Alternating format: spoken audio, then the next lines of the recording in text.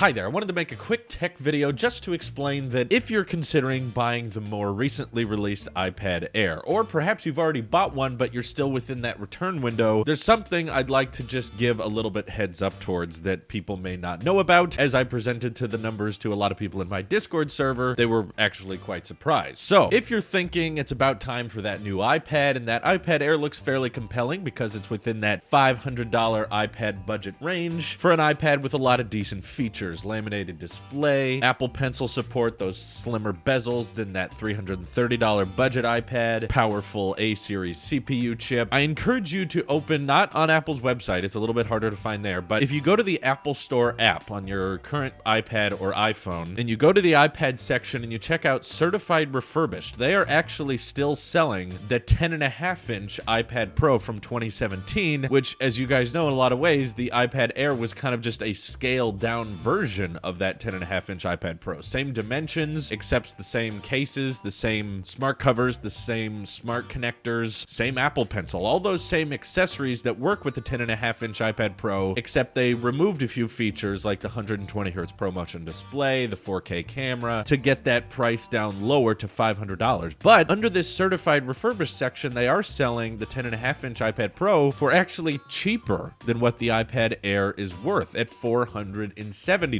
I get it, it's not that much, it's only $30 less, not a huge discount, but regardless, it is still technically cheaper, and you actually get a lot of things with that 10.5-inch iPad Pro that you don't get on the latest iPad Air. Even though these products physically are nearly identical, you get twice the refresh rate for a cheaper product with the 10.5-inch iPad Pro. And before you get worried about something being certified refurbished, understand that if you buy a product that's certified refurbished from Apple, it's practically brand new. They replace the battery on the inside, so you don't have to worry about lithium degradation, and you don't have to worry about aging metals on the outside because they replace the outer shell. So it's a new sheet of glass on the front, it's new metal on the back. Essentially, the only parts that are used from a previous generation product are the parts you can't see and the parts that don't degrade very much at all. So certified refurbished basically means you don't get a cool box with a picture of the iPad on the front. Other than that, though, essentially a brand new product. And the same warranty support and all that you would get with a normal brand new Apple product. So don't hesitate just because it may have been owned by someone else in the past. They essentially built a brand new iPad. Now, not that everyone's huge into video and photos, but you also get a better camera with the cheaper refurbished 10.5-inch iPad Pro, while still retaining most of the advantages you have with the iPad Air. Fast fingerprint reader, those slim bezels, this exact footprint, all the same accessory support. About the only thing the iPad Air has on the iPad Pro is the A12 chip. No denying that it is a very fast CPU. It's a little bit faster than the A10X, but the A10X chip on the iPad Pro has aged very well and is still a very, very fast, high-performing chip. You'll be able to get exports out really, really fast, and even for high-performance stuff on iOS, the A10X chip is going to work perfectly fine for day-to-day stuff. In the long run, you're looking at a main compromise if you do end up going with the 10.5-inch iPad Pro with longevity. This is probably the best counter-argument someone has against getting the iPad Pro refurbished now, is that the A12 chip, if things go according to how they've gone in the past, would likely get around 2 more years of support than the A10X chip will get. So the decision ultimately is yours. Obviously, I have a 2018 iPad Pro, so I'm not making this decision, but I think for a lot of people out there, the refurbished 10.5-inch iPad Pro is going to be the better deal. Better camera, higher refresh rate, which in my opinion, that ProMotion display is so buttery smooth. That's an easy win. That's an easy reason for me to choose this over the new iPad Air. The better camera and the slightly cheaper price point. Also, not to mention, the 10.5-inch iPad Pro has more RAM. Apple doesn't bring this up very much, but there's 4 gigs of RAM on the iPad Pro. There's 3 gigs of RAM on the iPad Air,